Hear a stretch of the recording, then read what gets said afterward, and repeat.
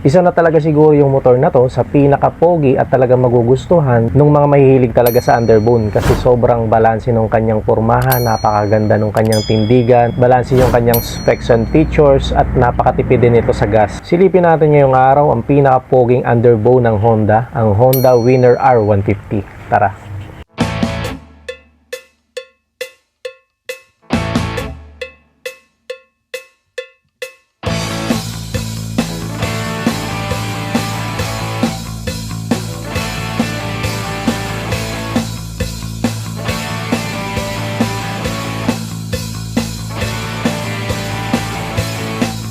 Sa kanyang pormahan mga boss, nung nakita ko to sa website nila, grabe ang tikas, perfect na talaga kahit saang anggulo mo tingnan. Isa sa nagpaangat sa forma nito ay yung kanyang visor-like material dito sa kanyang middle part, na nagpaganda talaga sa pulma ng front face niya. Kung titingnan mo nga dito sa bandang gilid, ay big bike ang makikita mong silhouette niya. Kamukhang kamukha niya yung sports bike, yung big bike nila na CVR 1000RR or yung tinatawag nilang Fireblade. Doon kasi inspired ang Winner R150. Sa kulay mga boss, lahat maganda naman kung talagang yung mismong tindig ng motor ang ma-appreciate mo kahit anong kulay na ipares mo dito sa motor na to is talagang aangat at mangingibabaw. Ang angas ng mga kulay niya mga boss, may 4 na kulay ang premium edition. Tinatawag nilang tricolor yung kanyang sticker. Merong kulay na gray, glossy po yan. Grabe ang lamig nito sa mata kung titingnan mo. Meron din silang matte black na talagang macho tingnan. At yung red naman, glossy din yan. Ang tikas, tatak Honda talaga ang datingan. At ang kulay green nila, glossy rin. Ang smooth ng datingan, solid. Ang kombinasyon ng mga decals niya mga boss sa bawat kulay ay talagang commendable, ang gaganda. Plus yung emblem niya na Winner R dito sa bandang likuran ay goods na goods. Premium na premium yung datingan ng motor. Alin sa mga yan yung gusto nyo? Comment nyo nga sa baba para mapag-usapan natin yan. At syempre yung kanilang Sport Edition na kulay red, na kombinasyon ng red, blue, and white. Kakulay din ito yung Winner X150, yung ABS racing type nila. Litaw na litaw yung pagka big bike inspired ng motor na to dito sa kanyang kulay na to. Sa looks mga boss, finish na. So specs, balance lang din. May 149.2cc engine displacement to be exact. Single cylinder, dual overhead cam, 4-stroke, 4 valves na naka-liquid cooled engine at naka PGM FI pa. 6-speed manual transmission na may maximum power na 15.4 horsepower at 9,000 RPM. At 13.5 Nm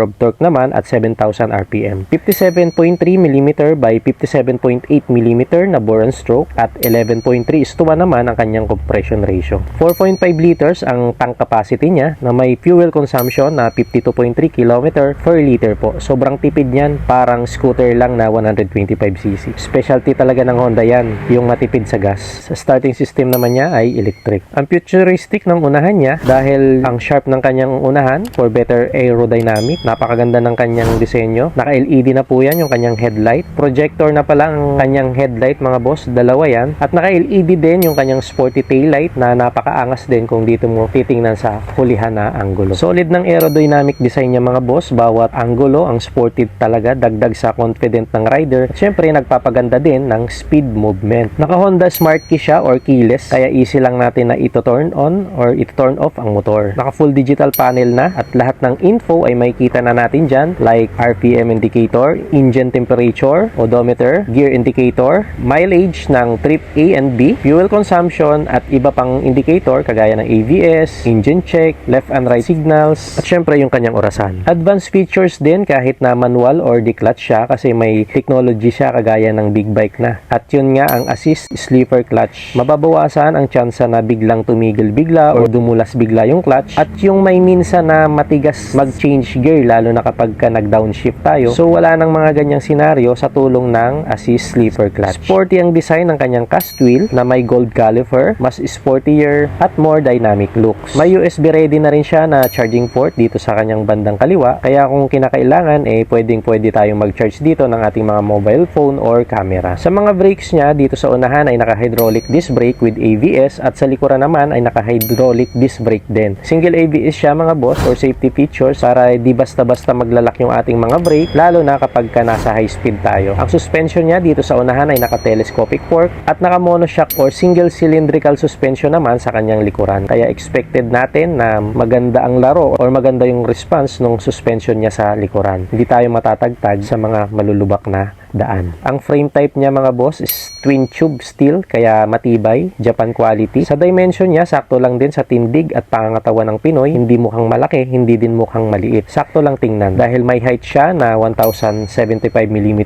may width siya na 725 mm at length na 2013 mm. Kaya Honda, dalhin nyo na yan dito sa Pinas. May 1277 mm na wheelbase at 153 mm naman na ground clearance. Kaya safe na safe ang ilalim ng motor natin. Hindi basta-basta yan sasayad sa mga matataas na hump at malulubak na kalsada dito sa Pinas. Hindi ka hirap sumampa dito sa motor na to kahit na meron kang height na 5'3" dahil may seat height lang siya na 795 mm.